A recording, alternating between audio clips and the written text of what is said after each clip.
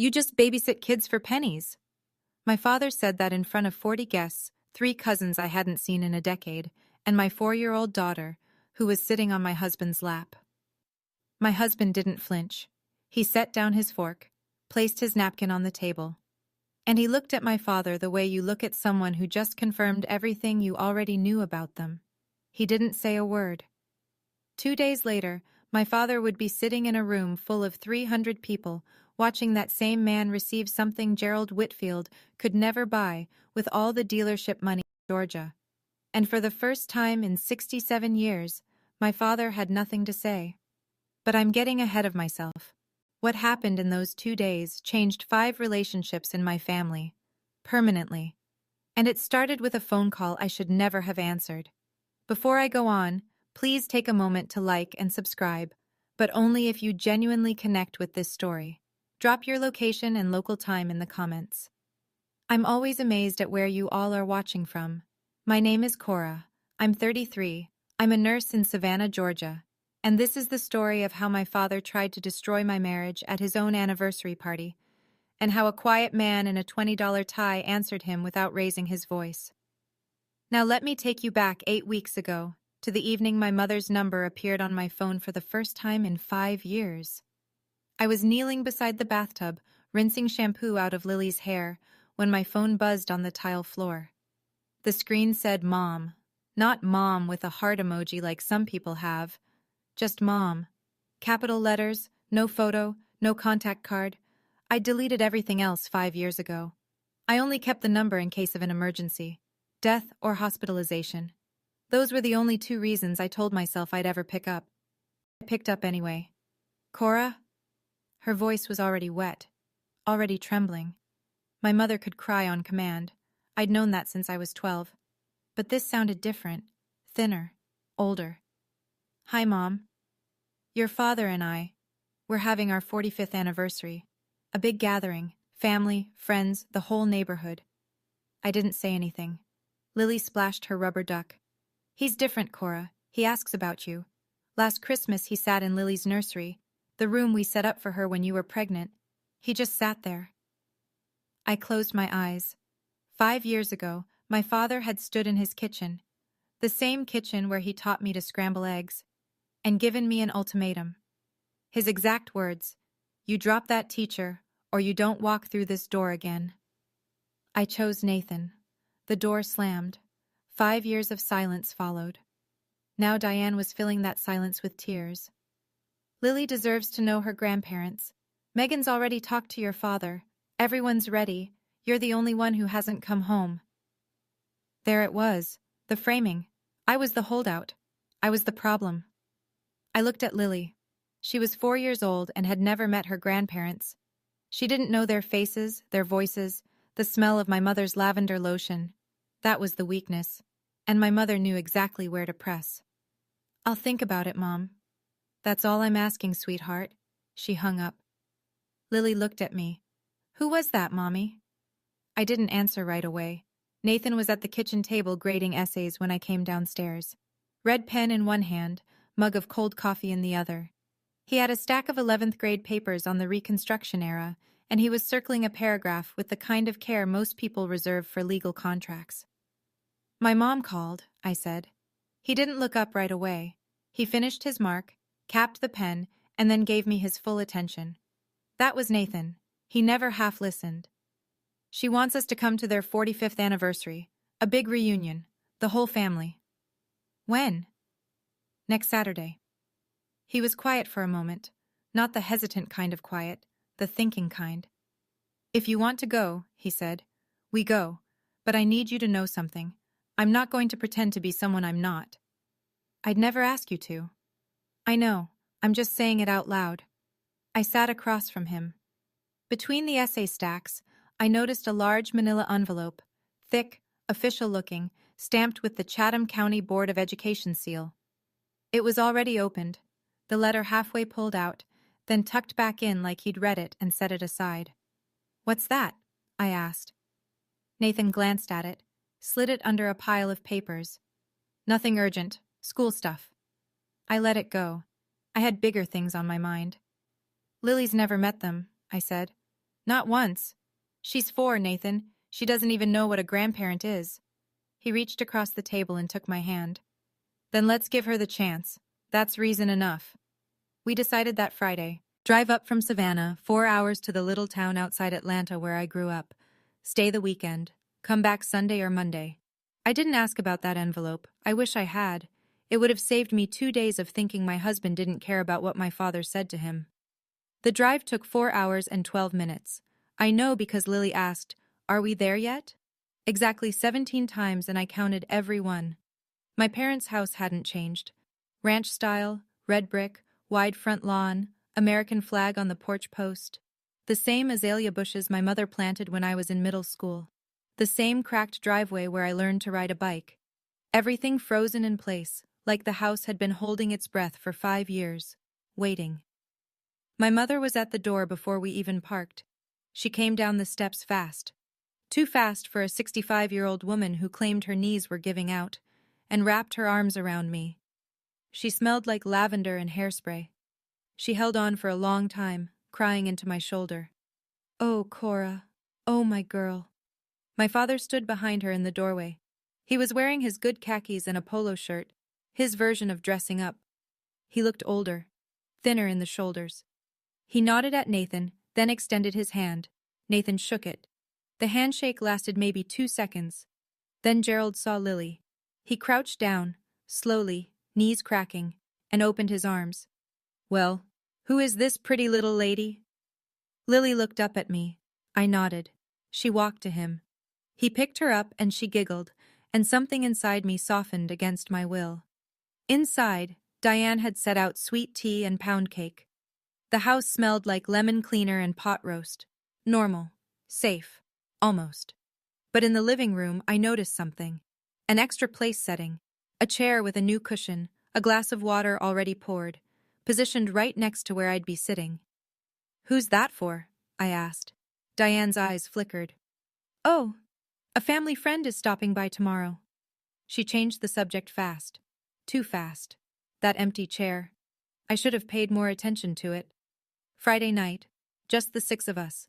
Gerald, Diane, Megan, Nathan, Lily, and me. A small dinner before the big event. Pot roast, mashed potatoes, green beans from a can. The meal my mother had made every Friday since 1985. For the first 20 minutes it almost felt normal. Megan asked about Lily's preschool. Diane fussed over everyone's plates. Gerald carved the roast with the same serrated knife he'd had since I was born. Then he started. "So, Nathan?" He didn't look up from his plate. "Still teaching?" The way he said still, like it was a chronic condition.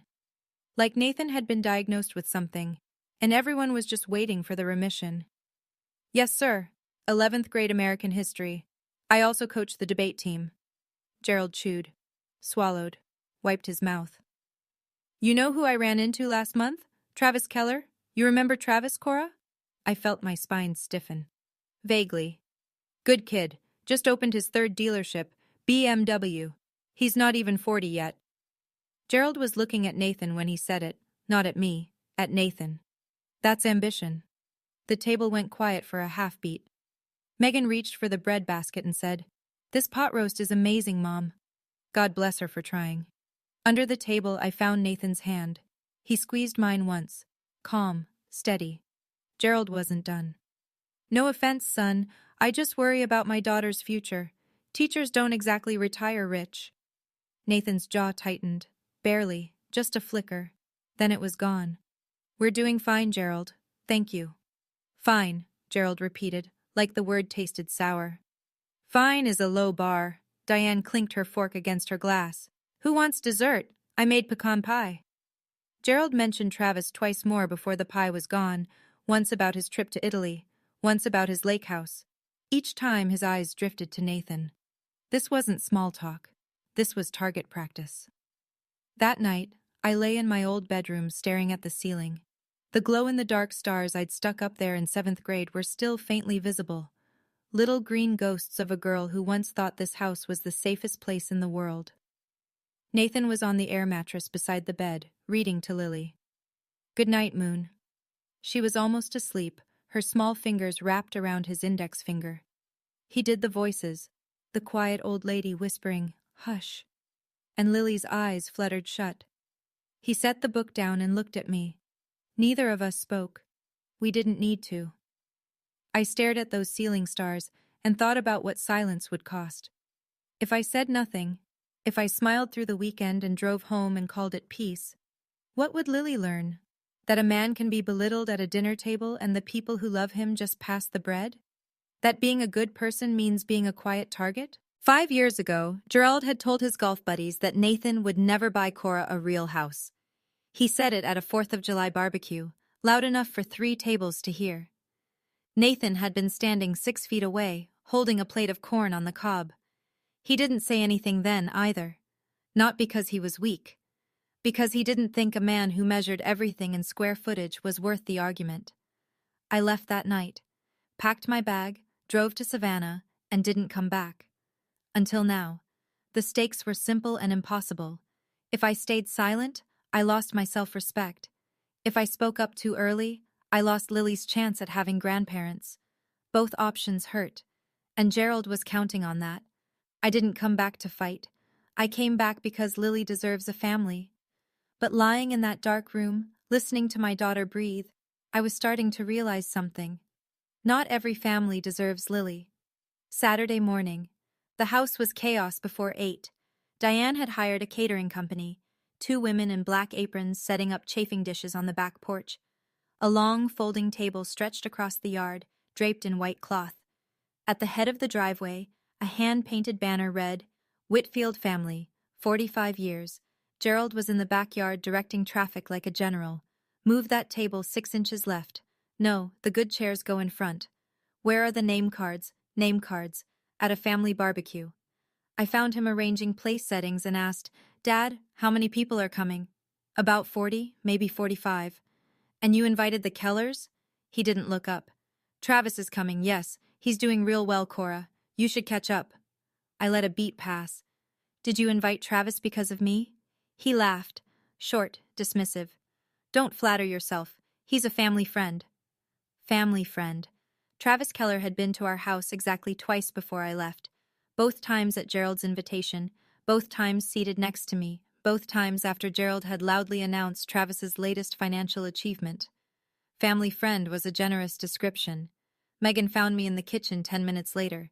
She pulled me into the pantry, between the canned peaches and the bulk rice, and whispered, "Dad's been talking about Travis all week. He called him 2 days ago to confirm. Be careful." "Careful how?" She bit her lip. "He put Travis's name card next to your seat. I moved it. He put it back." My stomach dropped. Then Megan said something else, almost as an afterthought. "Oh, someone from Nathan's school called the house last week, asked if Nathan was going to some ceremony on Monday. I didn't catch the details. I told them he was traveling." I didn't connect it. Not yet. I should have. The first guests arrived at noon. By 1 o'clock, the backyard was full. Aunts and uncles I hadn't seen since my 20s. Second cousins whose names I'd forgotten. Neighbors who still called me Little Cora, even though I was 33 with a nursing degree and a child. Country music drifted from a Bluetooth speaker on the porch railing. Kids chased each other across the lawn. Diane floated between tables, refilling sweet tea and accepting compliments on the hydrangeas. And then a red BMW pulled into the driveway. Travis Keller stepped out like he was arriving at a magazine shoot. Navy blazer, no tie, loafers with no socks. He was 36 and looked it, in the way that money makes you look, tanned, groomed, confident. Gerald crossed the yard in 4 strides. He shook Travis's hand with both of his. I watched from the porch. My father hadn't greeted Nathan with half that warmth. "Cora!" Gerald called. "Come say hello." I walked over with Nathan beside me. Lily was on Nathan's hip, picking at a flower she'd pulled from the garden. "Cora, you remember Travis? He just got back from a trip to Italy. Tell her, Travis." Travis smiled. Polite, rehearsed. "The Amalfi Coast. Incredible." "And this is Nathan," Gerald said. He paused before the word. "Cora's husband." The pause was a scalpel, small and precise. Everyone heard it. Travis extended his hand.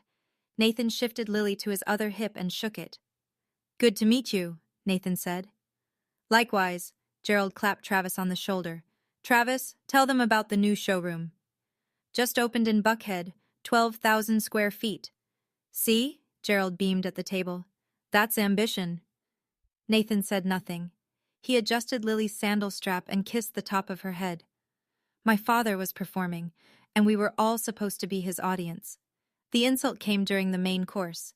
Gerald stood at the head of the table, tapping his glass with a butter knife. 40-something people turned to look. He thanked everyone for coming.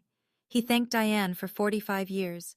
He thanked God, the caterer, the weather. He was good at this, the public performance of a family man. Then he turned to our end of the table. His eyes landed on Nathan like a searchlight. Nathan, why don't you tell everyone what you do? It wasn't a question. It was a setup. I could feel it the way you feel thunder before you hear it. Nathan set his fork down gently. I'm a high school history teacher, in Savannah. Gerald tilted his head. Let the silence cook for a beat. A teacher? He let out a half laugh. Not quite a sneer, not quite a joke. Worse, something in between. You just babysit kids for pennies. The yard went silent. 40 people. The clink of ice in someone's glass. A mockingbird in the oak tree. The Bluetooth speaker between songs. Nathan placed his napkin beside his plate. He looked at my father. Not with anger, not with hurt, with recognition. The look of a man who just had a suspicion confirmed. He said nothing. Lily was on his lap. She looked up at him with her big brown eyes. Daddy, why is Grandpa laughing? My chest cracked open. Right there at the table, something broke that I didn't know could still break. Not because of what Gerald said to Nathan. Nathan could handle Gerald. But Lily heard it. My 4-year-old heard her grandfather call her father worthless, and she didn't understand why the adults were frozen, and she didn't understand the silence, and she asked the only honest question anyone at that table had the courage to ask. That was my limit. 3 seconds of silence, maybe 4. It felt like 30. Aunt Ruth looked down at her potato salad like it held the secret to time travel. Uncle Jim cleared his throat. Diane reached for her glass and missed it by an inch. I opened my mouth. My voice came out steadier than I expected. Dad, Nathan is the hardest working person I know. You owe him an apology. Gerald didn't blink. I'm just stating facts, Cora. I didn't get where I am by being sensitive. This isn't about being sensitive. This is about basic decency. He waved his hand, the same hand gesture he used to dismiss salespeople at his dealership. Lighten up. It was a joke. Diane stood. Let's not ruin the party. Gerald, come help me with dessert. She was already walking toward the kitchen, her heels clicking on the patio stones, pulling the disaster behind her like a curtain. No one moved. Travis sat 2 chairs away, swirling his wine, studying the label like it was the most fascinating thing he'd ever read. Not one person at that table said a word in Nathan's defense. Not one. Gerald straightened his collar. No offense, Nathan, but in this family, we build things. We don't babysit. Nathan looked at him for one more second. Then he turned to Lily. Hey, sweetheart. His voice was soft, warm, completely unchanged. You want to go see the fireflies in the yard? Lily's face lit up. Yes! He lifted her off his lap, took her hand, and they walked across the lawn together, past the banner that read Whitfield Family. 45 years. Past the catering table, past the 40 guests who watched them go, and then turned back to their plates as if nothing had happened. That was the moment I realized this family didn't just fail to protect us. They participated. I wanted to leave that night. I told Nathan while Lily slept between us on the air mattress, her small chest rising and falling like a metronome. My voice was a whisper, but the anger wasn't. We're leaving tomorrow morning. First thing. I'm done. Nathan propped himself on his elbow. In the dark, I could only see the outline of his face. I need to ask you something, he said. Can we stay until Monday? I almost laughed. Monday? Why would you want to spend one more minute in this house? We won't be in this house. We'll be in Savannah. He reached over to his bag on the floor and pulled out the manila envelope, the one from the kitchen table back home, the one stamped with the Chatham County Board of Education seal, the one I saw and didn't ask about. He handed it to me. I opened it in the faint light from the window. A formal letter, embossed letterhead, words I had to read twice to believe. Teacher of the Year? Chatham County. The ceremony is Monday afternoon at the Civic Center. I stared at him. Nathan, when did you find out? 3 weeks ago. 3 weeks. And you didn't tell me? He was quiet. Then, I didn't want you to think I was trying to prove something to your father. That's not what this is about. It was never about him. Then what is it about? My students wrote letters. My principal said they've been planning this for months. I wasn't going to go. But Marcus, you remember Marcus Hall? He called me yesterday and said he's flying in from Atlanta to speak. I held the letter against my chest in the dark. My husband had been carrying this in his bag the entire trip and hadn't said a word. Not when Gerald called him a babysitter, not when 40 people looked away. He didn't need Gerald's approval. He never had. Sunday morning. Megan texted me at 7. Coffee? That place on Main? I left Nathan and Lily asleep and drove to a small diner 2 blocks from the house. Megan was already in a corner booth, hands wrapped around a mug, looking like she hadn't slept. I need to tell you something, she said before I sat down. Okay. Dad planned this, all of it. I slid into the booth. Planned what exactly? Travis, the seating, the question about Nathan's job. She lowered her voice. 2 weeks before the reunion, Dad called Travis directly. I was in the hallway. He said, and I'm quoting, I want you there, sitting next to Cora, so she can see what she could have had. I let that land. There's more, Megan said. He told people, Mrs. Patterson, the Hendersons, the Lyles, that you and Nathan were having problems, that you were probably getting a divorce soon. He said it like it was fact. That's a lie. We're not having any problems. I know, but he said it 3 weeks ago, before you even agreed to come. She looked at me. Don't you see? He set the stage. If you showed up without Nathan, it confirmed his story. If you showed up with Nathan, he'd embarrass him until you wished you hadn't. The coffee was bitter, and my hands were shaking. Why didn't you tell me sooner? Megan's eyes went glassy. I've been living under his roof my whole life, Cora. I didn't know how to say no to him. I still sleep in my childhood bedroom. I'm 37. She wiped her eyes with her napkin. I should have called you. I'm sorry. I reached across the table and held her hand. My sister. My complicated, complicit, frightened sister. For the first time, I saw her not as Gerald's ally, but as his other prisoner. This wasn't a reunion. It was a courtroom, and Nathan had been the defendant before he ever walked through the door. Okay, I need to pause the story for a second. Looking back on that Sunday morning at the coffee shop with Megan, that was the moment I realized this was never about Nathan's salary. It was never about money. It was about control. My father couldn't stand that I chose someone he didn't pick for me. He built an entire evening around punishing me for it. So let me ask you, why do you think Gerald went to all that trouble? The seating chart, Travis? The lie about my marriage? Drop your answer in the comments. I genuinely want to know what you think his real motivation was. All right, let me get back to what happened next. I went back to the house after coffee with Megan. I thought about packing the car. I thought about it hard. But Sunday brunch was already underway. About 15 people, the overnight relatives, a few neighbors who wandered back, gathered around the dining room table.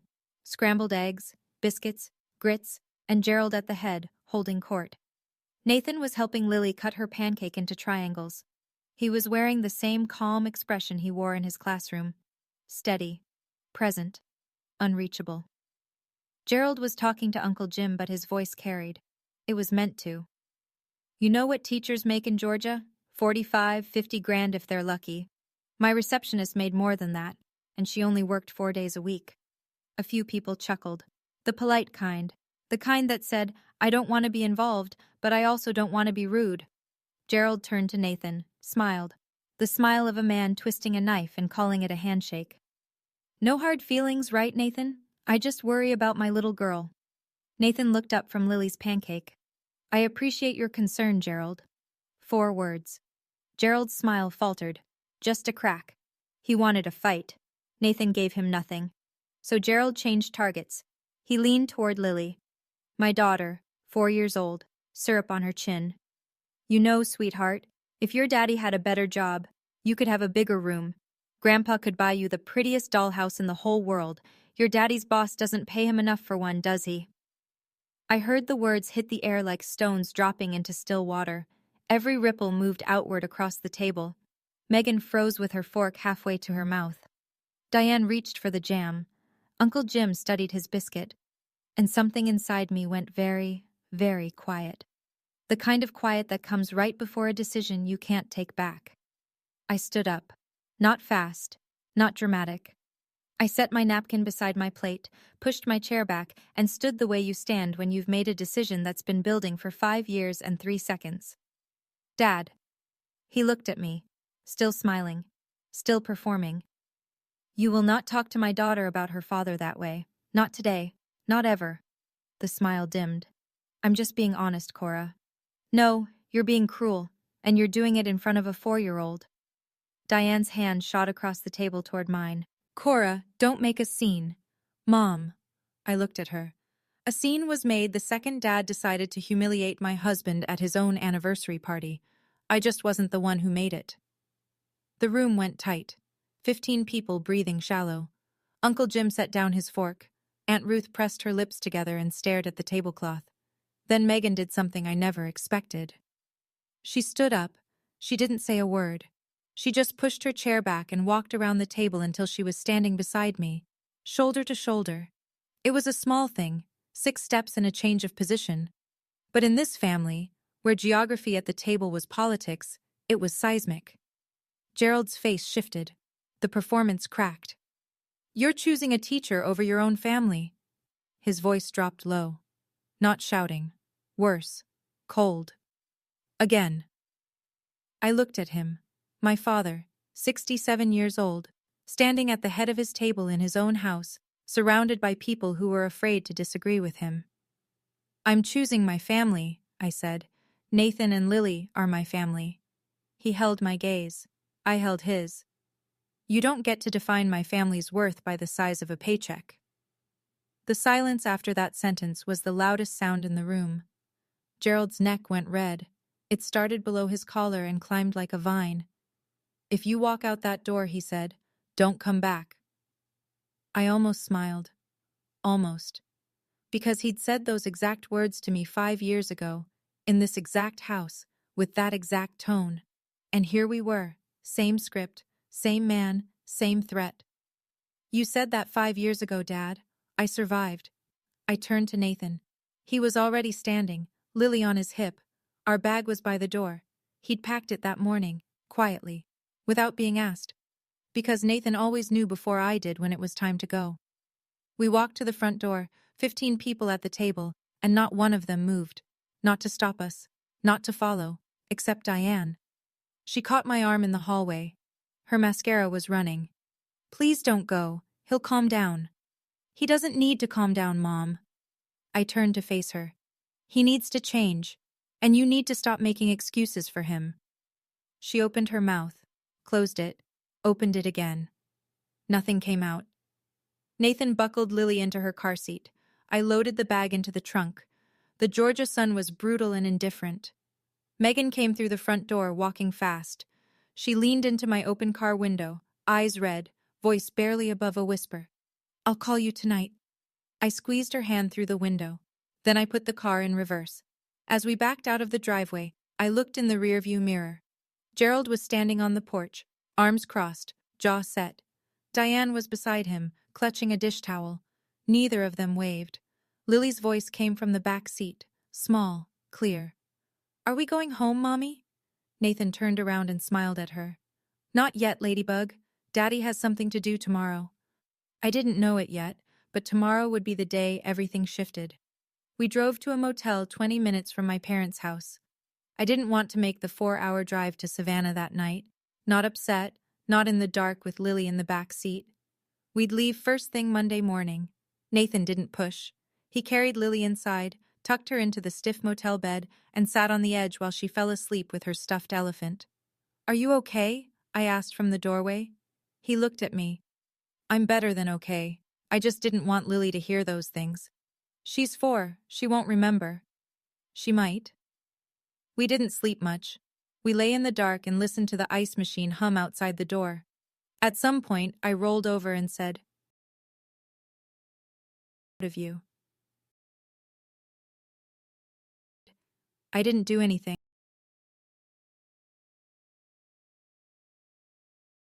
And I said, "I know. That's why." We were on the road by 7. Savannah. Lily fell asleep before we hit the interstate. At 11, we pulled into our driveway. Nathan showered, put on his good shirt, the white Oxford he wore to parent-teacher conferences, a navy tie, the $20 tie I bought him at Marshall's 3 Christmases ago. I put on a sundress. Lily wore her yellow flower dress. Nathan called Principal Dawson to confirm. "Nathan, the auditorium is packed," Dawson said through the speakerphone. "Your students have been rehearsing their letters all weekend. Half the county is here." Nathan straightened his tie in the hallway mirror. His hands were steady. My phone buzzed, a text from Megan. "I told Dad there's an event in Savannah this afternoon, related to Nathan. I told him he should come. He's still at the hotel. He said yes." My heart hammered. He doesn't know what it is? No, he thinks it'll prove him right. I set the phone down. My hands were shaking, but not from fear. The Chatham County Civic Center was built in the 70s and still smelled like old carpet and ambition, but today it was transformed. A banner across the stage read, "Chatham County, Teacher of the Year, 2026. Rows of folding chairs filled the auditorium. More than 300 people, teachers in their professional best, parents with programs in their laps, students fidgeting, whispering, holding handmade signs. Nathan walked in through the side entrance. Principal Dawson met him with a handshake and a lapel pin. I took Lily to the 3rd row. Good seats, close enough to see his face. The ceremony opened with the Pledge of Allegiance. Then Superintendent Martha Collins stepped to the podium. She was a tall woman with reading glasses on a chain and the kind of voice that made you sit up straighter. "Every year," she began, "we recognize one educator who represents the best of what this profession can be. Not the flashiest, not the loudest, but the one whose impact is measured in lives changed." I scanned the auditorium. 3 rows behind me, on the left side, I saw them. Gerald, Diane, sitting in folding chairs like everyone else. Gerald was wearing his polo shirt from the reunion. He hadn't brought other clothes. Diane had her purse on her lap, clutched tight. They looked out of place, uncomfortable, like people who had walked into a room expecting one thing and sensing something else entirely. "This year's recipient," Superintendent Collins continued, "has given 12 years to public education. He has coached debate teams to state championships. He has volunteered hundreds of hours mentoring at-risk youth in our community. And in the words of one former student," she paused, adjusted her glasses, "he is the only reason I'm alive today." She turned toward the wings of the stage. "Please welcome Mr. Nathan Brennan." The auditorium erupted. 300 people stood. Lily bounced on my lap and yelled, "That's my daddy!" And 3 rows back, Gerald Whitfield did not move. Nathan took the stage the way he entered every classroom, without fanfare. He adjusted the microphone. He looked out at the crowd. He found me in the 3rd row and gave me the smallest nod. But before he could speak, Superintendent Collins announced the student tributes. The first voice belonged to Dr. Marcus Hall, 28 years old, white coat ceremony behind him, residency ahead of him. He walked to the podium with a folded piece of paper and hands that shook. "When I was 16, Marcus said, "I was sleeping in my car." The auditorium went still. "My mom was gone. No family, no address. I showed up to school every day because it was warm and because Mr. Brennan never asked me why my clothes smelled like motor oil." He unfolded the paper. His voice cracked. "He found out I was homeless. He didn't report me to some office. He drove me to school every morning for a year. He paid for my AP exam fees out of his own pocket. He co-signed my college application fee waiver, and when I got into Emory, when I stood there in my white coat last year, he was the only adult in the front row." Marcus stopped, wiped his eyes. 300 people were silent. I'm a doctor today because a teacher believed in me when nobody else did. The applause came in waves. People were crying. The woman next to me handed me a tissue and I realized I needed one. Then, Jamie Ostrowski, 24, first-generation college graduate, now a young attorney in Macon, stepped up.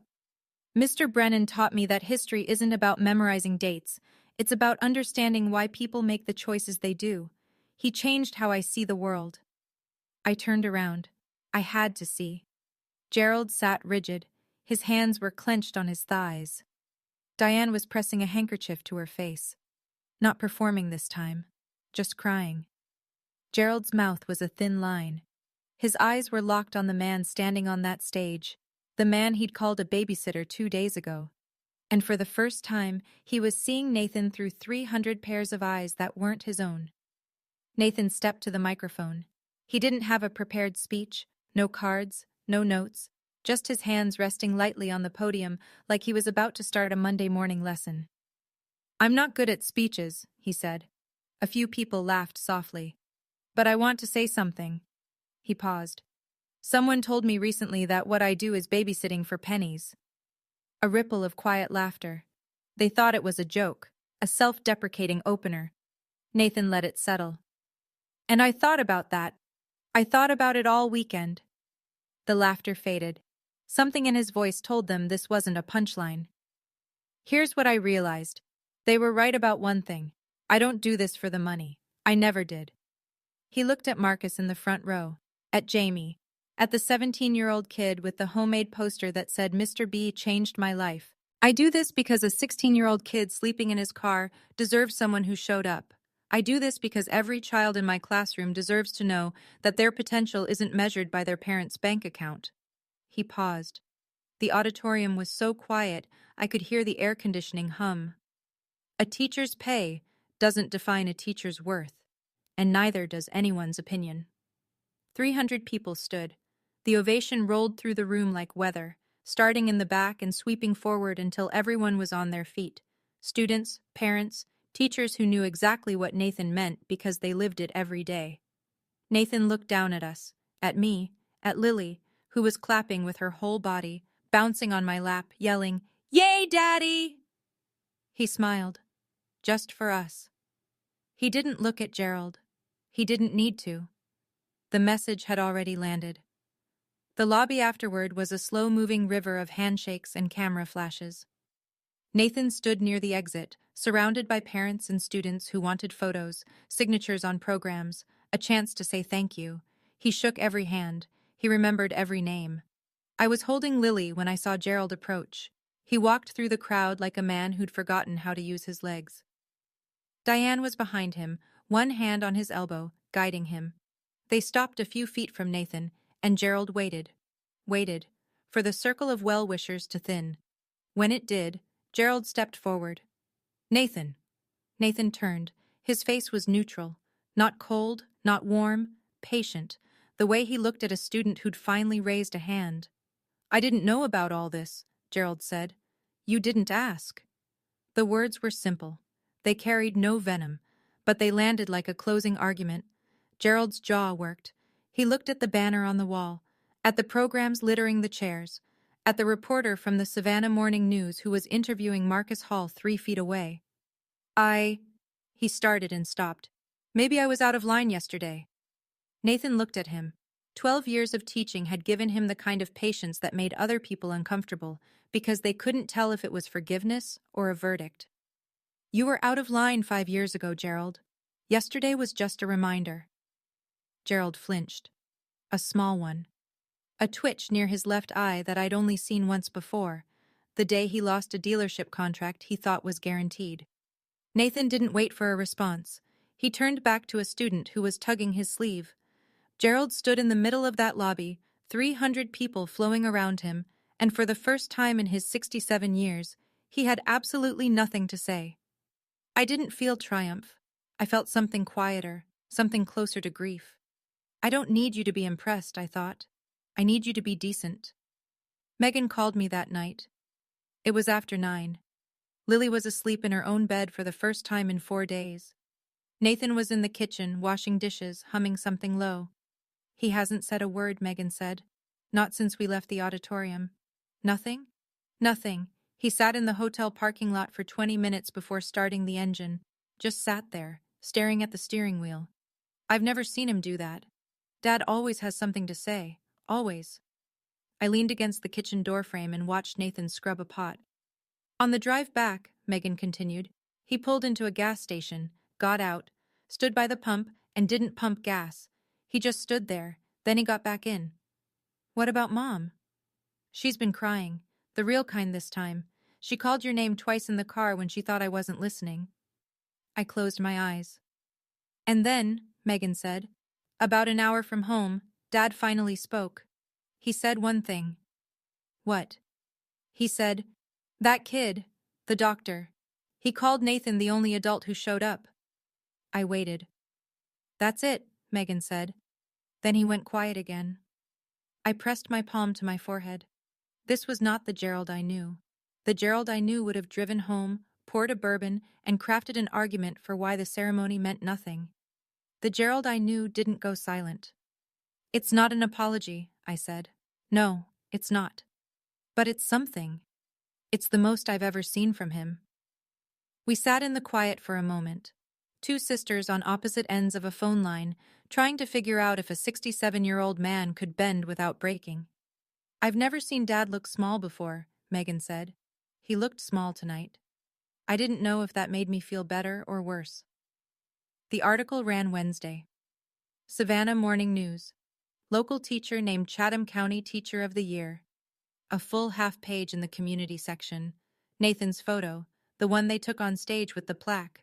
Marcus beside him, beaming. A pull quote in bold. I'm a doctor today because a teacher believed in me when nobody else did. The reporter had called Nathan on Tuesday for a follow-up. She asked about the mentorship program he ran on weekends. She asked about the debate team's state championship run. She asked how it felt to be recognized. Nathan said, the recognition belongs to my students. I just open the door. They walk through it. That quote made it into the article too. And then Megan did something small and deliberate. She shared the article on Facebook, tagged nothing, wrote nothing, just the link, posted it, and walked away. Within 2 days, every person in my parents' social circle had seen it. The Hendersons, the Lyles, the women from Diane's garden club, the men Gerald played cards with at the VFW, and Mrs. Patterson. She called Diane on Thursday morning. Megan told me about it later. I saw the article, Mrs. Patterson said. Nathan seems like a wonderful man. I have to say, Diane, Gerald told me they were having problems, told me Cora was getting a divorce. Dead silence on the line. That doesn't look like a woman getting a divorce. That looks like a woman standing behind her husband at a ceremony in front of 300 people. Diane didn't know what to say. She stammered something about miscommunication. Mrs. Patterson wasn't buying it. Gerald's careful story, the one he'd been whispering for weeks, collapsed overnight. He didn't need anyone to expose him. The truth did it on its own, printed in black and white on page B4 of the local paper. The babysitter made the front page. The car dealer made excuses. He called on a Saturday. 1 week after the reunion. 7 days of silence, which for Gerald Whitfield was a geological event. Cora. His voice was different. Not smaller, not apologetic, just uncertain. I'd never heard my father uncertain. It sounded like a language he'd just started learning. Hi, Dad. A pause. I could hear the clock in his study. The grandfather clock my mother had inherited from her aunt. It ticked loud enough to fill the gaps in any conversation, which was probably why Gerald liked making calls from that room. I'm not going to say I was wrong about everything. He cleared his throat. But I was wrong about that, about what I said at dinner. Which time, Dad? Saturday or Sunday? Or 5 years ago? He was quiet long enough for the clock to tick 9 times. I counted. All of them. I leaned against the kitchen counter. Nathan was in the living room reading to Lily. I could hear him doing the voice of the Gruffalo. I appreciate you saying that, I said. But words don't fix this. You talked about my husband like he was nothing. In front of your granddaughter. I know. You told your friends I was getting a divorce. I know. You invited Travis to sit next to me like you were casting a role. He didn't deny it. If you want a relationship with Lily, I said, it starts with respecting her father, not tolerating him, respecting him. I'll try. Trying isn't enough. I need you to actually do it. And if you can't, then we'll keep our distance. Lily won't grow up thinking it's okay to be treated the way you treated Nathan. The clock ticked. Gerald exhaled. Okay, Cora. Okay. I hung up. No tears, no hugging, no dramatic music. Just a line drawn in clear, calm language. A boundary that should have existed 5 years ago. Love without respect is just control with a nicer name. I want to step outside the story for a moment. When my father said, "I'll try," part of me wanted to believe him. But I've been here before. 5 years ago, my mother said things will be different. And nothing changed. The same patterns, the same control. So here's what I want to ask you. If you were in my position, what would you need Gerald to actually do? Not just say, to earn back your trust. I'm still figuring that out. Tell me in the comments. I read everyone. Okay, let me tell you what happened in the weeks that followed. 2 weeks later, Megan called me with news. I signed a lease. A lease? An apartment, in Savannah. A 1-bedroom near Forsyth Park. I move in Saturday. I sat down on the porch steps. My sister, who had lived under Gerald Whitfield's roof for 37 years, who had slept in her childhood bedroom through college and graduate school and 2 failed relationships, who had asked our father's permission to buy a car at age 34, had signed a lease on her own apartment. Meg. Watching you stand up to Dad. She paused. It made me realize I've been waiting for permission my whole life. From him, from Mom, from everyone, and nobody was ever going to give it to me. She moved that Saturday. Nathan and I helped carry boxes. Lily helped by sitting in an empty moving box and pretending it was a spaceship. Megan hung a print on her living room wall that night. It said, "Not my circus, not my monkeys." I laughed until I cried. As for Gerald and Diane, we set rules. Simple, non-negotiable. Every visit required both Nathan and me to agree. No surprises. Nathan's name would be spoken with respect. At the table, on the phone, in conversations with friends. If we heard otherwise, we'd hear about it and the visits would stop. Travis Keller would not be mentioned, invited, or referenced. Ever. Any violation meant no contact, no negotiation, no second chances. Gerald accepted the terms. I could hear it cost him. The way his breathing changed, the way he said fine like the word had thorns. But he accepted. Because for the first time, he understood that he could lose both daughters at once, and his anniversary banner would hang in an empty yard. Nathan went back to school that Monday. Same tie, same lesson plan, same hallway. He didn't mention Gerald to anyone. He never had. A month later, I was picking Lily up from preschool when she ran to me across the playground with her backpack bouncing and her shoes untied. "Mommy, my teacher says Daddy is famous," I laughed. "Daddy isn't famous, baby. He's just good at what he does." She thought about that for a second, tilted her head the way she does when she's working through a big idea. Is that the same thing? I stopped walking. I looked at my daughter, 4 years old, shoelaces dragging, wisdom falling out of her mouth like spare change, and I thought about everything that had led to that sentence. "Yeah," I said. "Maybe it is." We drove home. Nathan's car was already in the driveway. Through the window I could see him at the kitchen table, grading papers, red pen in hand, mug of coffee going cold beside him. The same scene I'd walked into 1,000 times. The same man. Unchanged. Unbroken. His Teacher of the Year plaque sits on the bookshelf in our living room now. Next to it is a framed photo from the ceremony. Nathan and Lily on stage, Lily's arms around his neck, both of them laughing at something only they understood. I didn't go back to that reunion to get revenge. I went because I wanted my daughter to know her grandparents. What I got instead was a reminder that stayed with me every day since. You can't control how people see you, but you can control who you allow at your table. My father measured people in dollars. My husband measures them in potential. And every morning when Nathan Brennan puts on his $20 tie and drives to a building full of kids who need him, he is worth more than Gerald Whitfield ever understood. Respect isn't earned by a bank statement. It's earned by showing up, especially when no one's watching. That's my story. Thank you for staying until the end. It means more than you know. If you've ever had to set a boundary with someone you love, a parent, a sibling, someone who was supposed to be in your corner, I'd love to hear how you handled it. And if this